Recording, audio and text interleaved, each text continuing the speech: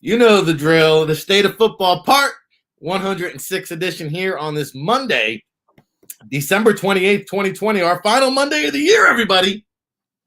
Counting you down, breaking you down, weekdays, 9 a.m. Eastern, your new home for real football talk in the mornings. Of course, I am your host, RIC, in a place to be, Ric Serritella, kind of like it is when it comes to the NFL draft and everything football. It's what we do at the NFLDraftBible.com since 2002, and we've got an exciting announcement coming. Hopefully we can make it by the end of the week. And to kickstart things each and every Monday here on the State of Football, he is the Northeast Conference co-commissioner, my compadre, and our chop shop aficionado, Ralph Ventry, joining us here on this Monday morning. Good morning, Ralph. How are you? Great to be here. Sun is shining. Week 16, almost in the books. One game to go. Bills, Pats tonight. I'm ready for that one, and I'm ready to chop it up here, talk about what we saw on Saturday and Sunday in the NFL, because we are almost at the finish line, and it's been an amazing run, but we're not going to stop now because playoffs, baby, playoffs. We'll be talking playoffs pretty soon as well. Yep, you flip that calendar, and it's playoff football, and who's going to get hot in January? We'll talk about it. We'll be about it. Of course, the sun is shining in Buffalo. We'll talk about the Monday night preview matchup later on in the show. We've got Saturday football to recap, Sunday football to recap, Fitzmagic alive and well, John Gruden, what are you doing type of situations going on, and, the AFC, the Steelers, stating their case, not dead yet. The Chiefs clinch a first-round bye. We've got it all covered, but we start off in the NFC, and we will have John Murphy, hopefully, as he works through his internet situation. So we apologize for the late start today, but, hey, buckle up, double chin strap kind of day. The Packers, Ralph, making a huge statement last night, fresh off the COVID reserve list. He is none other than A.J. Dillon.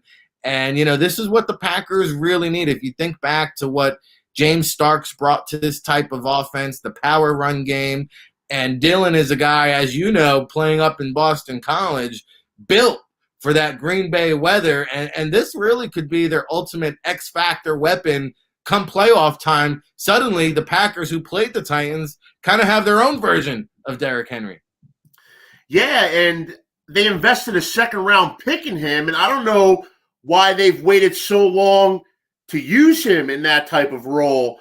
You saw Jamal Williams getting most of the work as the secondary ball carrier for Green Bay for much of the season, but last night he was inactive, and it was the A.J. Dillon show, but really it was the Aaron Rodgers show from the start.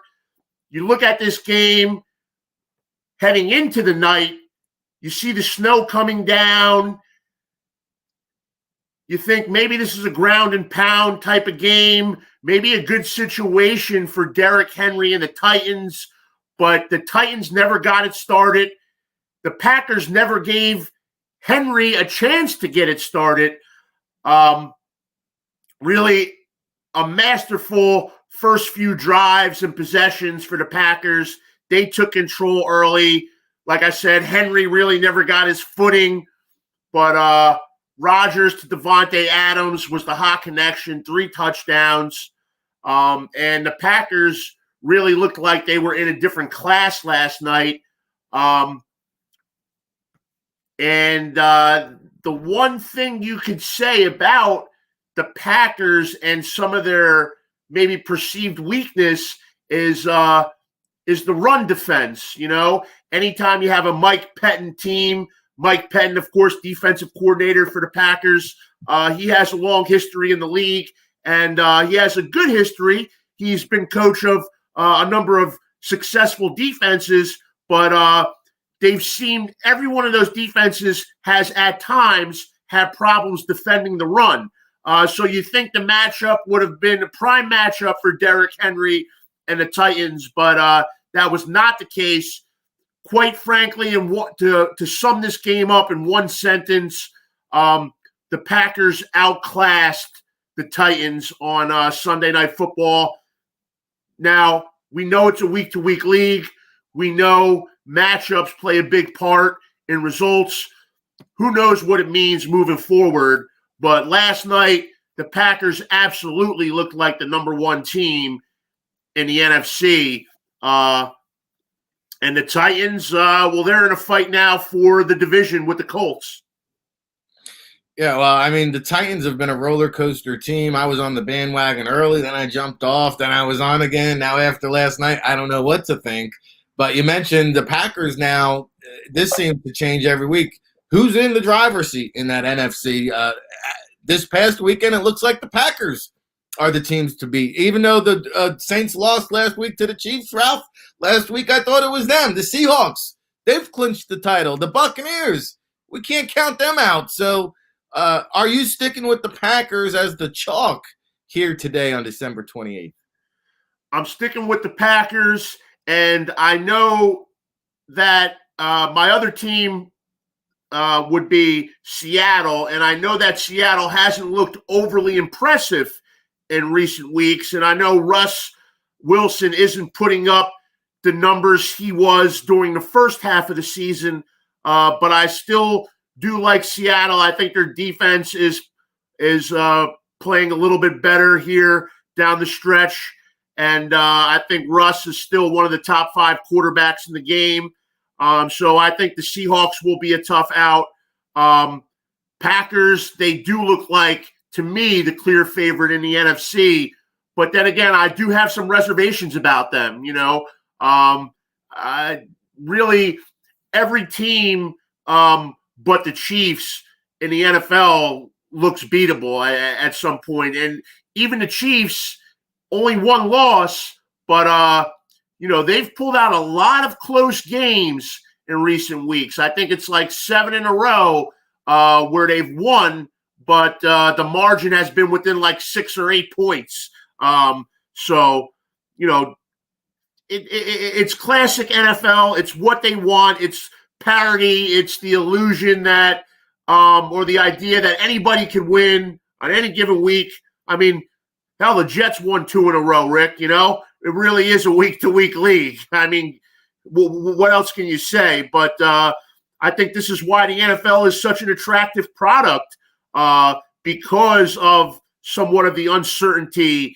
And, it's a lot of fun. You get a lot of the unexpected at times. And the quote-unquote, that one word that they've been using for a number of years now, parity, parity throughout. So, well, that was the goal when they implemented the salary cap, and you know what, Ralph? Every year we see it. I mean, don't get me wrong, you got some lousy teams this year, but you look at the AFC, you have 6 10-win teams, 7 10-win teams. Sure. I mean, basically you got 7 contenders. Well, I mean, look, here we are going into the final week of the season, and we can't even pinpoint who the best team in the NFC is. We think the Chiefs are the team to beat in the AFC, but to me, I said it before the season started, I'm going to stick with it. I still believe in the NFC, the Buccaneers are going to find a way. And to me, Tom Brady's on a mission. I think you're starting to see, like, Gronk kind of left some gas in the tank. He didn't use up all the coal in the locomotive. They're starting to feed that engine now, and get ready for this run. And, they've got a lot of depth there. Nobody in the NFC is playing defense, but they've got a lot of depth. They've got a lot of weapons on offense. And now you're even starting to hear that, I believe this season has begun to take a toll on head coach Bruce Arians. And should they, make a deep run or win the Super Bowl, you're hearing now, Brucey could get kicked upstairs in an executive role, and he could be looking to hand this team over to one of his young assistants, a la Byron Leftwich. Yeah, I mean, Bruce Arians, great football coach, and we've seen what he's done over the years, and of course in Arizona. But correct me if I'm wrong, that's one of the reasons why he initially left the Cardinals was due to health, right? I think he had a couple episodes there Yeah. I don't know if it's heart ailments or whatever, but I think he initially stepped away from the NFL for a little while to focus on his health or out of concern for his health. So that's a shame that is it's back in the conversation, and you would hate to see that force someone like him off of the sidelines, because I think he still has a lot more to offer as a head coach in the NFL. And, you're seeing it this year with the Bucs. I mean, they are a contender. They have looked beatable at times, unimpressive at times, but they have looked really great other times. I mean, I know it's much earlier in the season, but they handled the Packers. They handled them. They got pick six Rodgers, and really that game got away from the Packers early. And in the Bucs, of course, you mentioned Gronk. It looks like they're actually getting something from Antonio Brown. He's not the AB of old, but he's got a little something to offer, it seems. And Mike Evans is one of the premier pass catchers in the game, and Godwin. So they certainly have the weapons. Got it. Tight ends. I didn't realize Mike Evans is the Buccaneers' all-time leading receiver. And, you mentioned Antonio Brown. I mean, he's getting into game shape now is what you're seeing. And Leonard Fournette is finding his way. He's accepted his role and contributing. And even Shady McCoy now is getting playing. Like, they had these guys just kind of stashed there, ready for this big run. I think, if the stars align, I think all things could click for this Tampa Bay team. Yeah, and I know you've been with them from the jump, as they say. So we'll see how it shakes out. Your Cardinals, on the other hand, I don't know. They're done, but you gotta at least be a little bit excited about what the future could hold if you're the Arizona Cardinals, right? Because we talked about it before we went on the air here. Josh Allen's working on his rookie deal. Kyler Murray still working on his rookie deal. And when you have that kind of luxury, you're able to build around. Fill in the pieces, right? And so, we'll keep an eye on those upstart Cardinals. Go ahead, Ralph. Well, no, I think it's the quarterbacks, Rick, and I think that's a great topic to touch on. Is now that we're nearing the end of the season and still a lot of football left to play. Don't get me wrong, I'm not trying to wish away the rest of this season by any means, but when you get into the off season, how many teams, and I think you can count them on one hand, how many teams are going to be really comfortable with their quarterback situation heading in to 2021, And I think one of them is probably the Cardinals. You have the Buffalo Bills with a young Josh Allen. You have Patrick Mahomes. You have Russell Wilson. And really, who else? I mean, Ben Roethlisberger, aging veteran. Toward the end, Drew Brees, he's in the twilight. The Colts, that's another team. Phil Rivers, he's obviously not a long-term solution there. How many teams really can look at themselves and say, hey, we think we're set at QB1 for the next at 5 to 7 years? I don't think there are very many teams. I'll say Buffalo is one of them. Kansas City's the obvious, but Arizona probably is in that 5 as well. Well, the Chargers are probably good to go. I think, the teams that are set, I just pulled up the passing stats real quick. Hey, Patrick Mahomes, Deshaun Watson, Justin Herbert, Russell Wilson, Josh Allen, Kyler Murray. You want to throw Ryan Tannehill in there? Sure. But those are your franchise quarterbacks around the league. Everybody else, you could state a case that they can upgrade the position. So, let's talk about one of those veteran guys you mentioned, though. Here, the Steelers down 17 points here to the Colts yesterday. They come back and clinch the AFC North for the first time here in 3 years. Yeah, and honestly, I don't know how they won that game. I was, there were a number of 1 o'clock games that I was looking in on.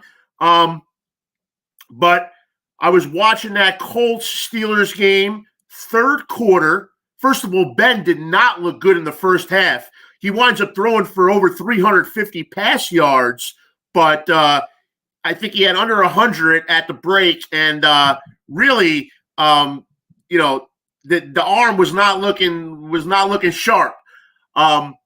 So anyway, third quarter, Colts have a 24-7 lead, and they stop the Steelers at the goal line. They turn the Steelers over on downs with a 24-7 lead in the third quarter. The next time I look, the Steelers are up 28-24. I have no idea what happened, but obviously Steelers got something going on offense. They were able to kick it in a high gear. I know Ben made a number of key pass plays, and the Steelers kind of averted disaster because they lose that one. That would have been what, number 4 in a row? That would have been 4 in a row. So they kind of got the train back on the tracks at least here heading into the playoffs. And the most important thing is it allowed them to clinch the division. Cleveland finally officially in the rearview mirror. Steelers are AFC North champions for the first time in a few years here. So they'll be home for the wild card round of the playoffs. They assure themselves the home game by winning the division title. And I don't know what you can expect from them going forward. If you're going to ask me at this point, I think they're a one and done. But hey, they're division champs, so hats off to the Steelers, really for pulling one out of their hat yesterday against the Colts. And that loss brings up a lot of questions for me about the Colts. And I know you have a few questions about the Colts as well, Rick. I don't have questions. I already know. So I don't think I could have been somebody. What's funny though, Ralph, is the way it's shaping up is you could even see like the Colts now. You've got the Dolphins, Ravens, Browns, and Colts in the mix for the final playoff spot. You could see the Steelers face the Colts in a rematch, or how about this? The Ravens, the upstart Ravens, they could sneak in there and suddenly face the Steelers, and they'd be licking their chops for that one. Yeah, and you know what? As a Bills fan, the Ravens are the one team. The Browns scared me a little bit matchup-wise, and the Ravens are one team that I'd be worried about too, only because they are coming off a 13-3 season, and I know a lot of that luster has worn off, and this Greg Roman rushing attack, teams have seemed to catch up to it a little bit. With that said, Lamar had his way. He ran wild against the Giants yesterday, so But the Ravens, coming off that 13-3 season, they do have a quarterback who, to me, is limited and has struggled. But with that said, he is still the reigning MVP in the NFL. So, yeah, maybe the Ravens are a team that could put together a little run, and probably a team that the Steelers don't want to see in the wild card round. Well, it's interesting because somebody here could win 11 games and not make the playoffs, which has only happened twice in the history of the NFL since the modern, 12-team format. Only the 11-5 Patriots with Matt Castle in 2008 and the 1985 Denver Broncos with the Three Amigos. Yeah, and that's because there are a lot of good teams in the AFC. Some better than others, of course. Obviously, the Chiefs are the class. I think the Bills have made their case to be a top-tier team in the league as well, or a number one challenger to the Chiefs. But really, the reason why you have so many teams in double-digit wins is because the floor is so low in the AFC. As we were talking about earlier in the pre-show, you pointed out the three worst teams in the NFL in terms of win-loss record are in the AFC. You have the 1-win Jaguars, the 2-win Jets, then you have the Bengals in there as well. So, and you mentioned the Ravens too. Like, I thought it was interesting. I think the second consecutive week now, Mark Ingram's been a healthy scratch, which is telling, because now they're going with the young J.K. Dobbins, who's got a touchdown in 5 straight games, and Gus the Bus. Yeah, they haven't given up on Gus Edwards yet either, man. They still want to ride that bus. Our guy Gus Edwards from Rutgers, of course. So, but yeah, Mark Ingram, obviously he was a big piece of that rushing attack success in the 2019 season. But really, there's not one game you can point to early on this year where you say that he looked good by any means. And I don't know, is he fallen out of favor just because of his performance, or who knows what's going on there, but a healthy scratch. But with that said, I know it's only the Giants, but I guess the Giants were technically a playoff contender yesterday. But, the Ravens offense finally did kind of kick it into gear against the G-Men. Maybe they're primed for a little playoff push here. But I still think that teams have figured out how to defend the Greg Roman rushing attack. And if you can kind of play to Lamar's weaknesses, that's kind of the recipe to beat the Ravens. So we'll see where it goes, though. We'll see where it goes, man. Playoff football, there's nothing like it. And, of course, you got 14 teams this year, 7 teams in each conference. They added that extra playoff spot as part of the new CBA deal that kicks in next year. But they started the expanded playoffs 1 year early. And then, of course, you even see rumors. I don't know if we want to get into all that on a Monday morning, but you also see the rumors about a 17th regular season game coming next year in the NFL. Well, speaking of rumors, John's here, by the way. I mean, he snuck in there. Too much partying on location at that Saints game on Saturday. Too much eggnog for John here over the holiday, man. I know how he likes to get after it. Checking in with a half day here. Half day Monday for John Murphy. Celebrating going back up double digits. That's what I was doing. This is true. Is that we're still keeping track of that? I mean, I thought that was over with, man. I thought we gave up on that, Rick. I was chipping away. I was down within like 8 or 7. Now I think it's back down to 10. But John pulled the okie doke on me, because here I am yesterday morning waiting for John to make his picks. So I had a couple games that I was like on the fence about. I'm like, well, let's see where John goes with it, and I'll maybe go the other way. But here comes kickoff, and John's picks are nowhere to be found. So he put the squeeze on me there. But I will say this: it's comeback season, week 17, and we've got all the playoffs left to go. And so I'm not out yet. But he had to keep the home front happy. He went with the Eagles again. And that one really surprised me, because I thought here I was drinking the Jalen Hurts Kool-Aid.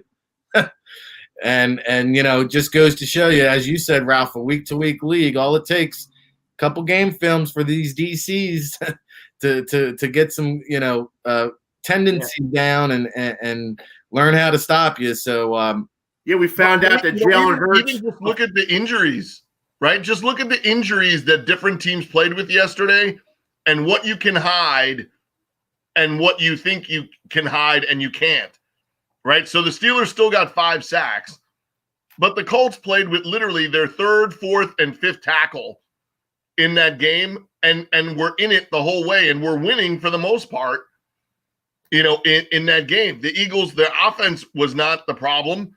It's that literally nobody in their secondary could cover anybody on the Cowboys. And then you look, the Ravens played without Jimmy Smith and Marcus Peters, no problem. Division rival plays with no receivers against the Jets, problem. Right? So, you're looking at, like what we've said, what you guys were talking about, playoff football is a whole different animal, and when you look at what some of the teams and how some of those games shook down yesterday, and the factor that you're getting a precursor look, just how COVID 2020 NFL schedule played out, that all of these games for the teams to make the playoffs next week are literally playoff games, right? Because you now have the Bills are in control of who they're going to play. Who do the Bills want to have make the playoffs? The Ravens or the Dolphins? Because you're in control of that based on who you put in the lineup next week. The Packers and the Bears. Well, I think they would want the Dolphins, so they'll probably bench their starters. Right? I mean, the Packers and the Bears. The Rams. How about Arizona and the Rams could play with backup quarterbacks? Well, let me ask you this, because you just mentioned the Bears, and we just got done talking about that Ravens-Giants matchup. Now, here's the crazy thing, is despite losing 3 games in a row, the G-men are thinking playoffs. And now you're hearing Gettleman and Daniel Jones will be back. The Bears, you heard Matt Nagy is basically playing for his job. And the Bears come out and make a big statement. In my opinion, they romped the Jaguars 41-7. They've got 4 straight games now of 30-plus points. Suddenly they're the hot team that nobody wants to play with Mitchell Trubisky. But is there any chance – and tomorrow, by the way, we'll have Russell Landy and talk more about some head coaching openings. But should the Bears lose or should the Giants lose, are there chances that Gettleman or Nagy get the axe there in the NFC? I really believe that it's got to be the right situation in both cases in terms of, are the Bears really that enamored with Pat Fitzgerald, to make a move there? And if so, is he willing to make that move, right? If he was, possibility, right? If he isn't, maybe we'll see. Yeah, I think the Trubisky part, I think, is interesting because of where he's at in terms of contractually. Is this going to look back, 2 or 3 years from now?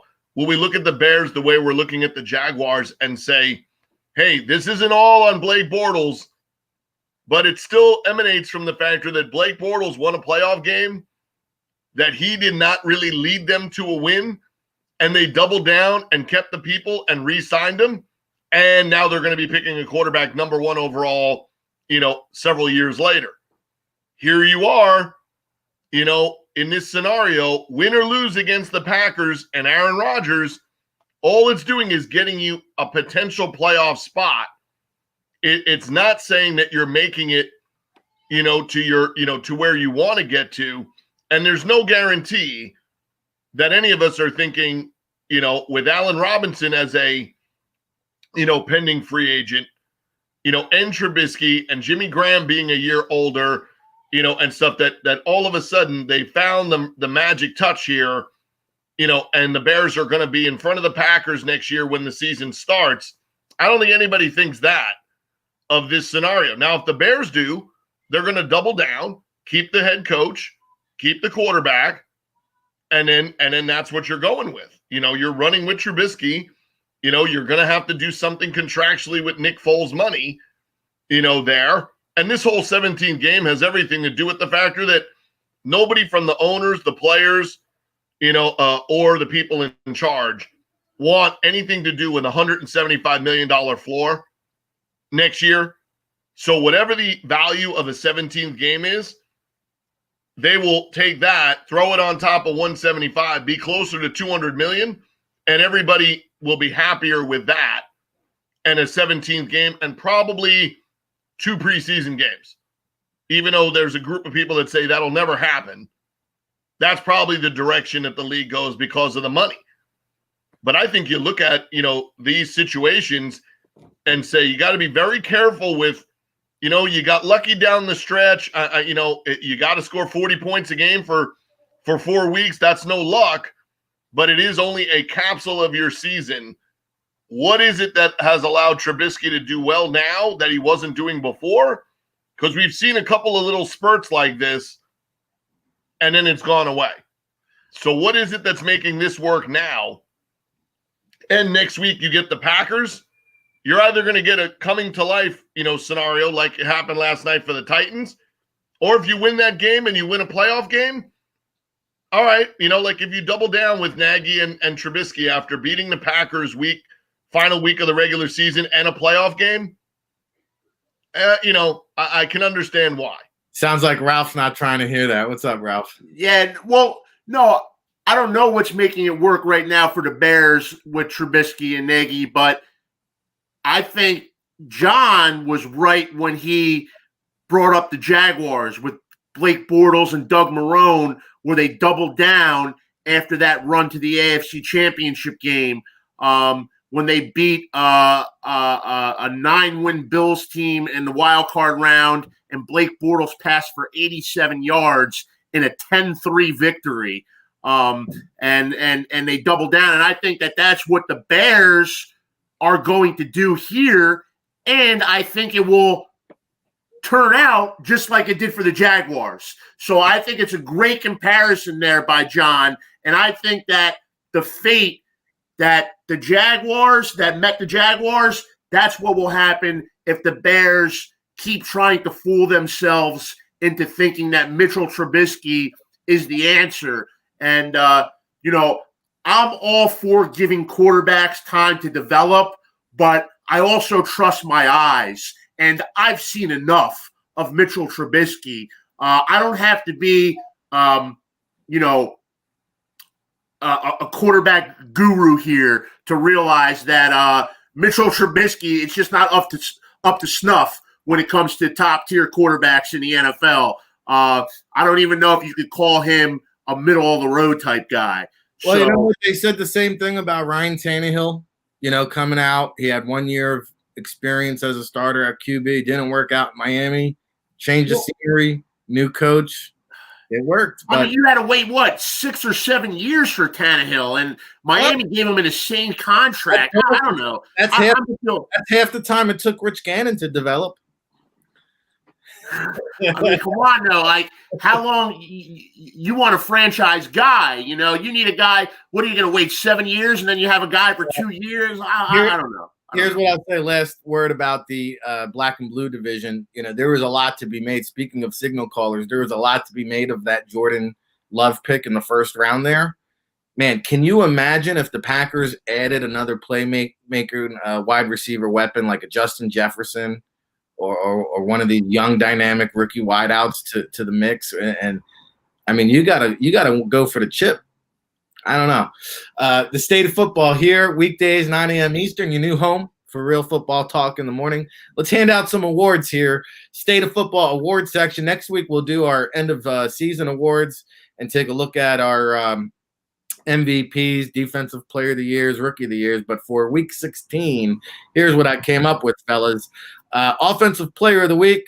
I mean, is there really another choice other than Alvin Kamara? I mean, the guy, he sets an NFL record, 6 touchdowns, probably could have had 7 or 8 in that game. And, if you haven't heard the whole Ernie Shavers story, whose record he tied, I think 100-year-old record almost.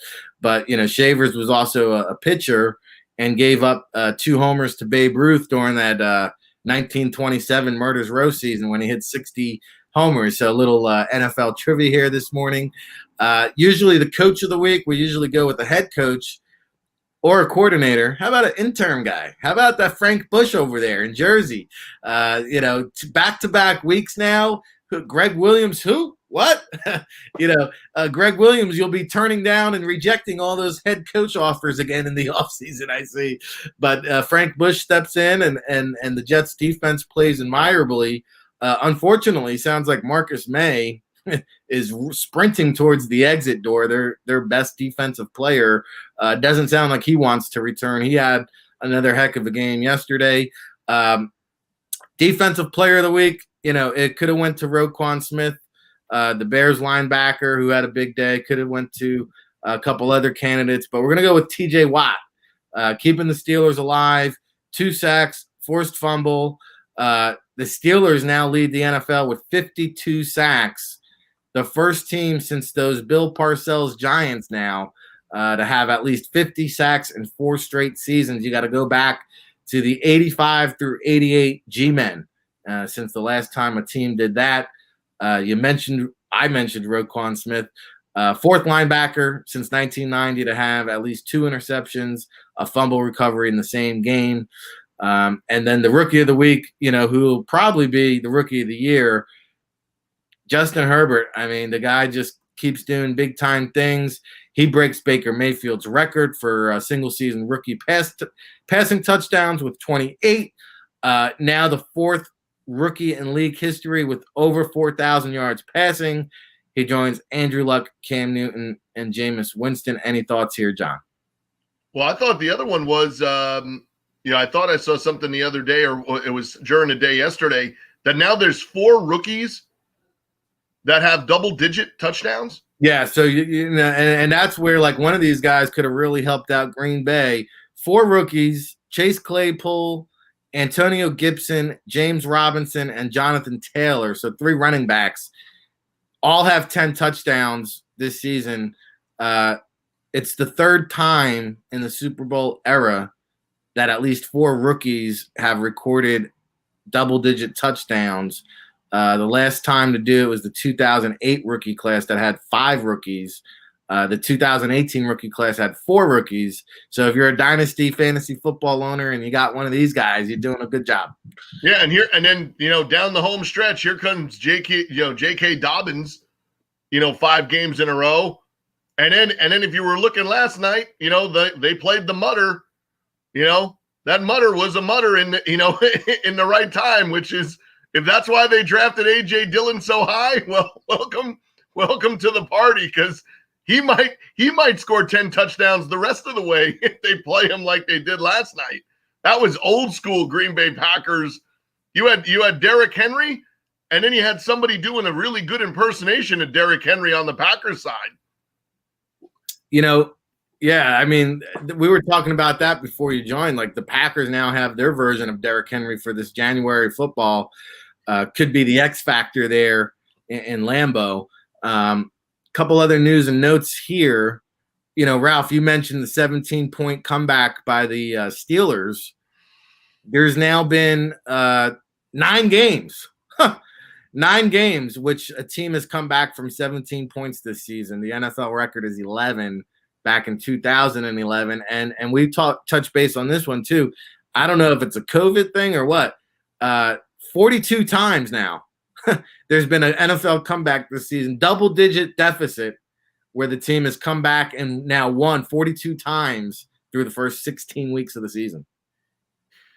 Yeah, I don't know what's up with that, but some of the stats that really have impressed me are those rookie stats, because you mentioned, is COVID having an effect on these comebacks, or the lack of crowds, or but my thing was, I thought COVID was going to have an effect on rookie contributions. The fact that there were no rookie camps, there were no really in-person off-season programs, training camp was very limited. There's always that learning curve for rookies to begin with, but the fact that so many are performing at such a high level without any kind of off-season is really what's impressed and surprised me. The other thing was, you were talking about the Packers, and when you look at it, nowadays you have to get contributions from your 1st and 2nd round draft picks kind of off the bat. And they just kind of sacrificed both of their first 2 draft picks. You mentioned Jordan Love, and you could have gotten a Justin Jefferson there, or someone like that to make Aaron Rodgers even more dangerous. But then you draft this tailback from Boston College. I believe he was their 2nd round pick, and they don't use him until week 16. So basically, they've got nothing from their first 2 draft picks for the first 15 weeks of the season. So I don't really know what they were doing there. But it definitely is impressive what the rookies are doing as a whole, this rookie class. And, back in week 8, week 9, you asked me for my defensive rookie of the year, and I didn't really have an answer for you. And certainly this isn't a banner year for defense across the league. But even on a defensive level, you are seeing rookies put together really nice seasons. I mean, Jeremy Chin, Carolina, Chase Young, I think it took him a little while to get his feet under him, but he certainly looks like the blue chip draft pick that he was.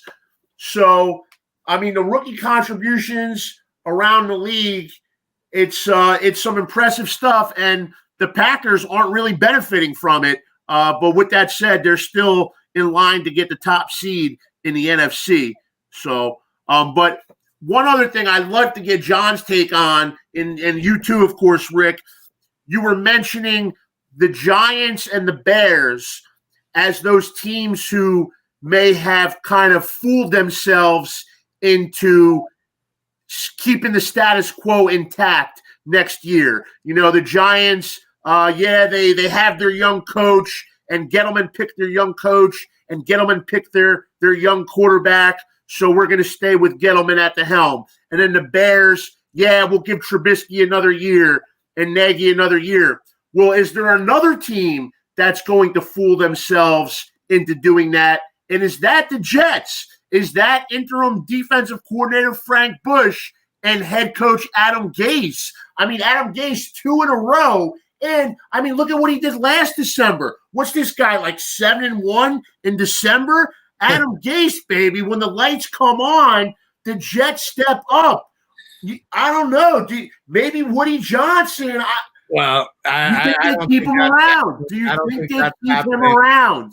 Well, due to time constraints, we're going to move on from that subject because we're going to discuss that more tomorrow. I will tell you one thing that you missed, that yesterday was the 9th time somebody has come back from 17 or more.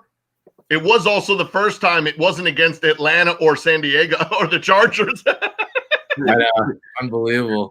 Well, pretty much the Chargers and the Falcons have ate up about 5 out of those 9 times. Well, and we'll talk about those head coach openings too. Will he or won't he go? Anthony Lynn, the Falcons, obviously, the Texans. You're hearing Brian Dabble now as a candidate there. Urban Meyer being hit up twice. So we'll talk about that. Don't forget Patrick Queen hit the 100 tackle mark. He ain't gonna win it for me, but at least he's gonna be in the conversation.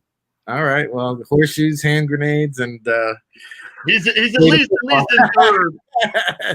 Nobody had Jeremy Chin for the win. Damn it. A couple other quick notes here, and then we'll get into our Monday Night Football preview. Desean Jackson, if you saw that 81-yard touchdown reception, he went coast to coast. He now has 5 receiving touchdowns of at least 80 yards. That ties an NFL record. And if you look at the company he joins, Bambi, Lance Allworth, Bullet Bob Hayes, Jerry Rice, and Derek Alexander being the only guys in the history of the NFL.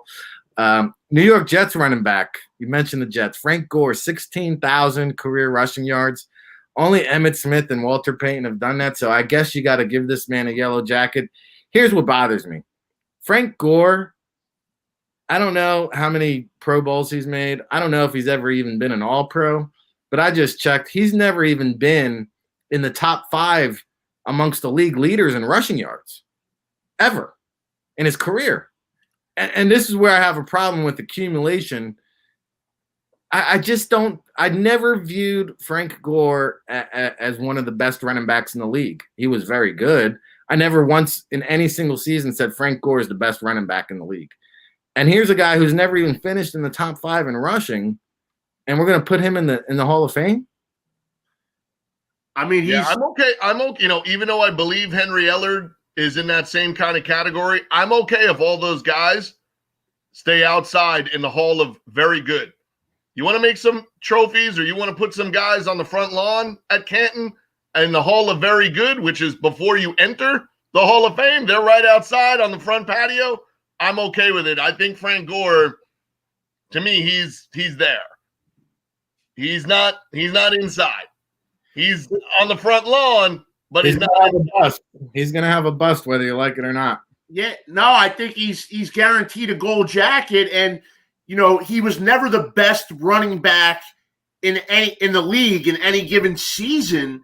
But he's the ultimate compiler. But the fact is, he's only one of 3 guys who ever hit 16,000 yards. The other 2 happen to be legitimately maybe the 2 best ball carriers in NFL history. I mean, those guys are legit. There's no question about and Walter Payton, baby. But Frank Gore to be mentioned in that class is kind of crazy. But he did get 16,000 yards, and I guess you're giving him a participation trophy for longevity. The longevity is extremely impressive. There's no question about it. And the compilation of that yardage is impressive. But like you said, you got to be a wow type play. You got to be, were you at the top of the game at any point in your career? I don't think Frank Gore can say that. As much as I like him, as much as I respect the longevity, the toughness that guy has is incredible. But as John said, he probably belongs just on the outside looking in. If you're going to put Frank Gore in, put in Clay Matthews. There's a guy who did it for a long time. I mean, hey, this is the State of Football, weekdays live, 9 a.m. Eastern. Appreciate all the chat room people. A little late getting to you all, but Big Ron James, Eric Wilson down there in Florida, Robin Backsab joining in just in time for our Monday Night Football preview. We've got the Buffalo Bills visiting, I believe, the New England Patriots, Ralph, where game time temperatures, we got some Northeast football here on the docket. Game time temperatures expected to be around 0 degrees. Yeah, well, it's December football, right? Buffalo, New England. But this one will look different than many of the previous years because the roles are reversed, with Buffalo having locked up the AFC East and New England already eliminated from playoff contention. But with that said, I do think the Buffalo Bills want to put the pedal to the metal here and get a nice victory in a primetime spotlight on national TV. It will move them back into the number 2 seed in the AFC. I do think that number 2 seed is an important position, even though you no longer get the first round bye. The number 2 seed is still important because you're guaranteed 2 home games. Of course, you have to win the first one, but you're guaranteed 2 home games, and it keeps you away from the Chiefs until the AFC Championship game. So I think there's plenty of incentive here for the Bills to win this game. Of course, Bill Belichick is still Bill Belichick. He still wants to win. I'm sure he'll be drawing up some game plans to try to limit Josh Allen. But the Bills are obviously the better roster. The Bills obviously have the better quarterback. The Bills should win this game going away. But you know what? It feels so good because I'm not even stressing. If they lose, who cares? They're still the AFC East champs. They're still going to the playoffs, and they still have their franchise quarterback. So as long as they get out of this one healthy, I'll be happy. You look at the other side, what do the Patriots have to play for? I thought they were going to experiment with Jarrett Stidham, but from what I heard now from early reports this morning, I don't know if it was Jeremy Fowler, but they said that Cam will be the starter Monday night for the Pats. But you know who I'm going to pick. You don't even have to ask me for that one. Yeah, man, it's quite crazy because I've watched this game unfold a number of times where the Patriots were either playing for the number 1 seed or they were sitting Tom Brady out for the second half because they had their playoff position locked up. And meanwhile, you know, the Bills had been eliminated back in November. So it's beautiful to see this role reversal here. So what you're telling us, Ralph, next week is you'll be on the State of Football with your AFC East T-shirt and hat, champion. Yeah, I'm still waiting for it to come in the mail. You know, Postal Service been a little slow, got a lot of things happening, so I'm waiting for that AFC East apparel. But I'm ready, and I'll be with you guys again, God willing, next Monday. And of course, that's Black Monday too, so I'm sure we'll have a lot to dissect there. You know, I'll be smiling, but not everybody will be smiling next Monday. That's for sure. Yep, Pink Slip Monday for sure. And I, too, am a little bit surprised they're not giving at least Stidham a little audition here. You know, the Eagles, they didn't know what they had in Hurts until they threw him in there. John, I can't imagine Cam Newton is coming back at this point. Don't you want to kind of find out what you got in Stidham?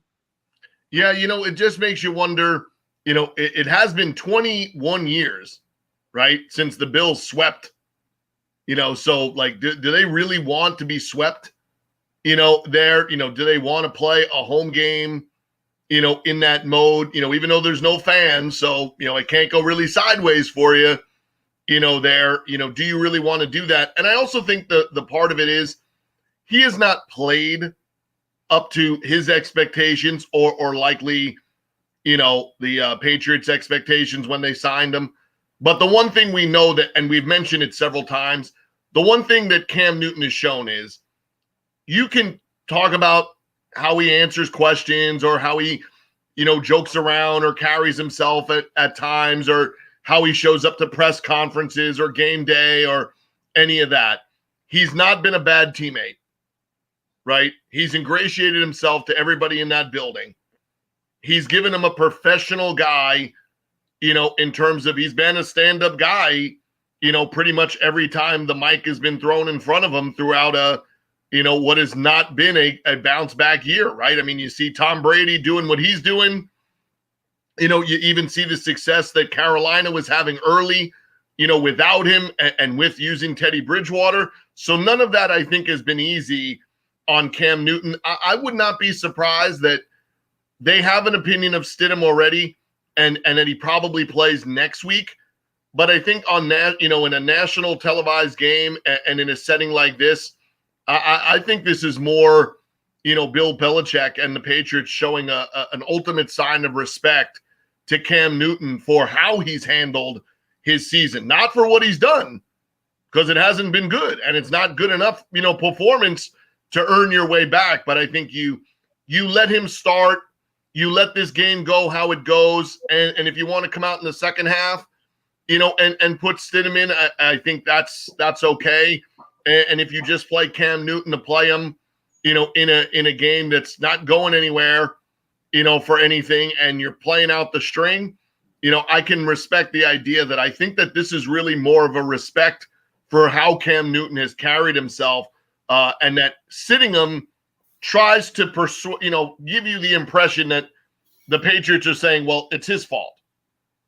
You know, we're in this situation. It's him. It's clearly not just been him.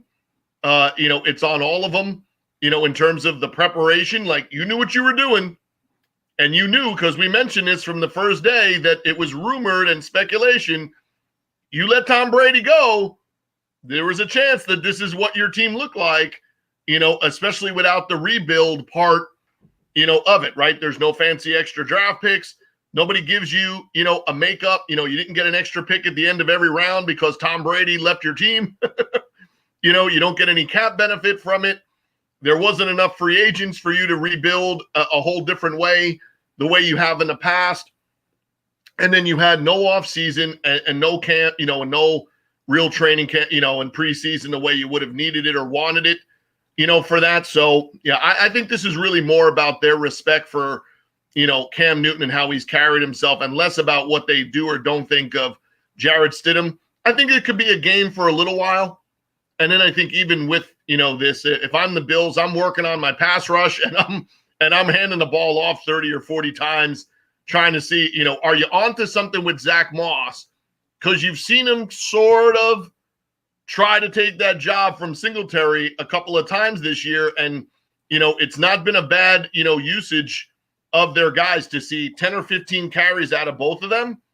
That may not be their formula in the playoffs. They'll still may go 35-plus throws from Josh Allen. But if you end up in a game like last night, or weather conditions like tonight, you probably want to know that you can do it. And it seems like the Bills are picking the right time to show that with their full defensive staff, in terms of their players, they can play better defense than they did early in the season, and that their ground game is kind of coming into form. Is it going to be the best? No, but it's not the Steelers. It's not the Ravens, but it ain't the Steelers, and you're okay as long as you can get a couple of times during a game where you can get yourself on the field with a longer drive against a team like the Chiefs or even the Colts, or even if you had a matchup with the Titans. You want to be able to control the clock and not go up and down the field with some of those teams. So I think the Bills win, and then they're 12-3, and then what they decide to do against the Dolphins will be really, really interesting when you have a chance to knock out your divisional rival, who's going to be your chief divisional rival in the coming years. You can knock them out next week, or you could sit back, play who you play, and say, hey, it's not my responsibility. Sorry, Ravens. Well, if I'm the Bills, it's all gas and no brakes. Why take a week off? Why get out of that killer instinct mode? Right. That's just my philosophy. Well, I think with no bye week, like you're not getting a bye week for winning it. Right. So you might as well, in terms of if you just sit back and do nothing, you can't necessarily know you can turn that back on. Yeah, I hate to take my foot off the gas brake. I'll tell you this. Last thing I'll say about Cam Newton, I think it was a 1-year deal worth about $1 million with incentives to make up to $4 million. So you wonder now if they're giving him a chance to make back some of that money, because the way he's performed, he's not getting a starting quarterback job this offseason. Well, here's the one thing. You wonder if they are now thinking about bringing him back, and a guy like Trey Lance or Kyle Trask falls in the draft, and maybe they bring back Cam on another incentive-laden deal. I like Cam. I liked him when he was the Cam of old, but I think physically it's caught up with him. The shoulder, the arm, whatever. Cam is no longer the Cam that won the MVP. He's a fraction of that now. But for $1 million, like look at what Ryan. Why would you bring him back? Why would you bring him back with something that clearly isn't working? To me, the number one stat that defines the Patriots, and it shows how much trouble they're in, they have 8 passing touchdowns. Yeah. 8 passing touchdowns in 14 games. You can't win like that in the modern-day NFL. You can't win consistently like that in the modern-day NFL. And you can't win in the NEC. They don't have weapons. You can't win in the NEC with 8 passing touchdowns. 100%. You're 100% right, John. And the Patriots, it's a lot of things. They don't have weapons, but obviously Cam is not the quarterback that he once was either. So why would you want to bring anything back from an offense that gave you 8 passing touchdowns? Well, because he doesn't have the weapons, and for $1 million, you look at the relief pitching that Fitzpatrick brings to the table this year. If you have a rookie quarterback, you have Cam Newton on the bench. We'll pick up this conversation because I do have to get to another call scheduled. Time for parting shots. This has been the State of Football, brought to you by the NFL DraftBible.com. Oh, by the way, speaking of the Northeast Conference, we had Jason Brown on the Mav Sports Take podcast last week. If you missed that interview, go back and check that out. There's a player who will be participating on Sundays, of course, staying at St. Francis. He takes us through his decision and thought process, where, so many players are now entering the transfer portal. We've got to be approaching close to 1,000 players. Jason Brown making the smart decision there. Of course, Scouting the Nation, that'll be up later on today, each and every Monday on the NFL DraftBible.com. We'll be highlighting some of the prospects that you need to know. We mentioned the Patriots not having any offensive weapons. Julian Edelman, remember him coming out of college? I've got the next Julian Edelman in this week's Scouting the Nation, and he plays on an island. I'll just leave that there so you can check out NFLDraftBible.com later for that. Time for parting shots. We go over to Ralph Ventry, the Assistant Commissioner of the Northeast Conference, who joins us here each and every Monday morning on the state of football. Ralph, somehow, some way, I'm just guessing here, it's going to be something Buffalo Bill related. No, I'll go with the NEC. I'll go with the people who signed my paycheck. You mentioned Jason Brown, and that was a great interview. He's a great young man, and the arm talent is off the charts with this guy. I don't know where he came from.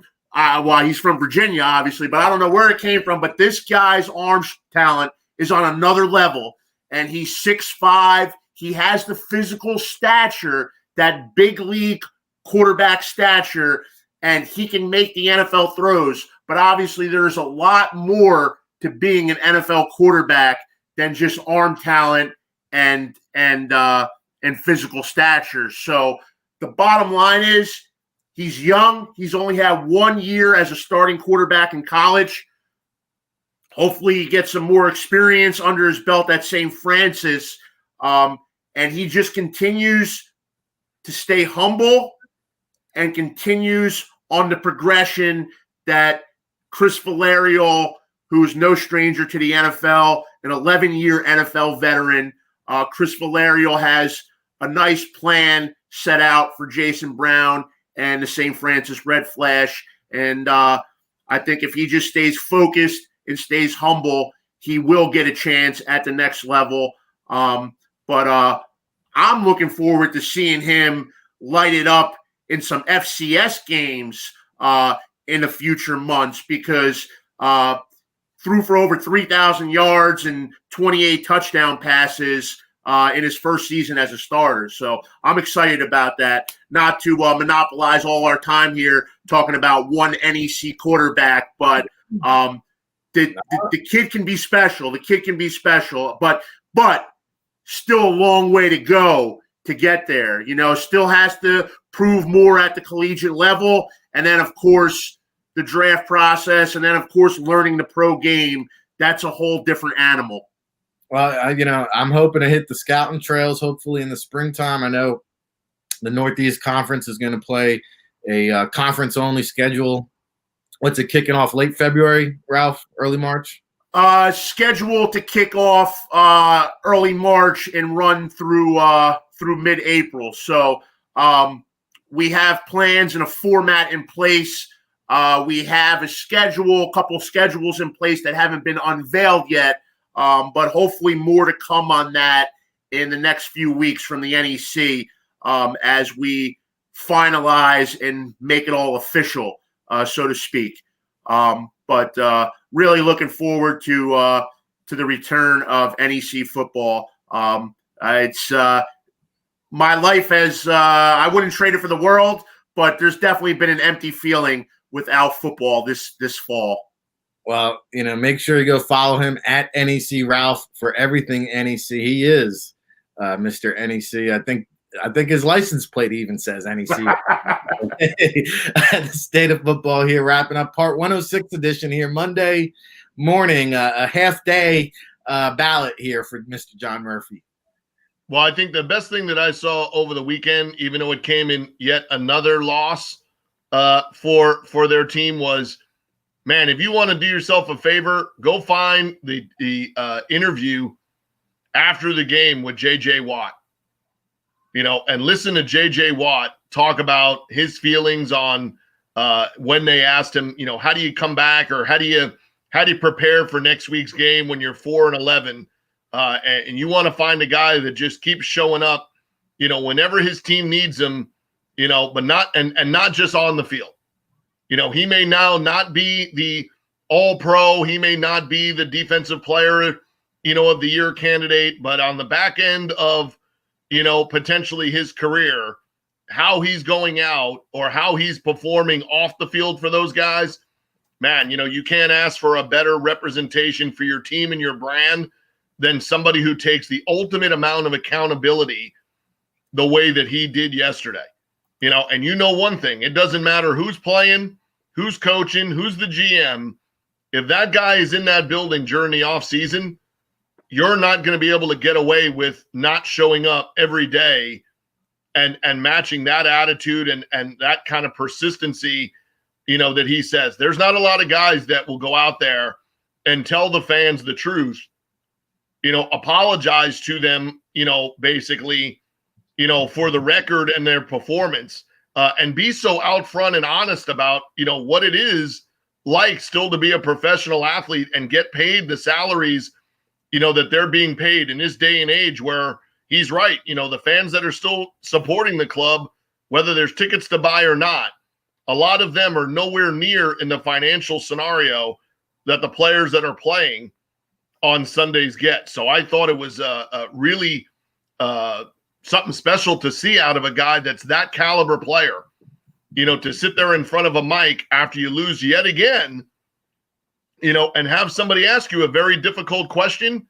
But I think if you're a fan of the NFL or you're looking as a team at a guy like J.J. Watt, man, I can't see how anybody wouldn't want to trade for this guy. And if you're the Texans, I think it made it a whole lot harder. You might be able to change some things in the offseason. I'm not sure you can get away with trading J.J. Watt with the kind of statement he made yesterday. So, no, I heard rare.